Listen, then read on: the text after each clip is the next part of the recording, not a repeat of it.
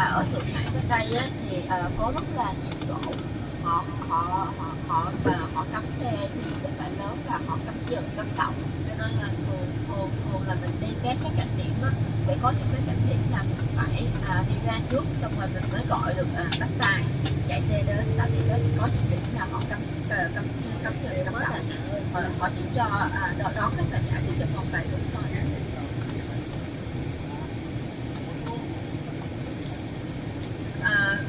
Và cái khu vực ở đây á, cũng là thuộc về bến Thượng Hải nha chị. Cái con đường mình đang đi, cái khu vực mình đang đi cũng là thuộc về bến Thượng Hải, chỉ có điều là cái khúc đường chợ phía trước á, thì là xe không có vào được. Anh chị có thể nhìn bên tay phải là cái tòa nhà cao nhất của bến Thượng Hải á. Dạ, và tháp truyền hình Đông Phương Minh Châu ạ.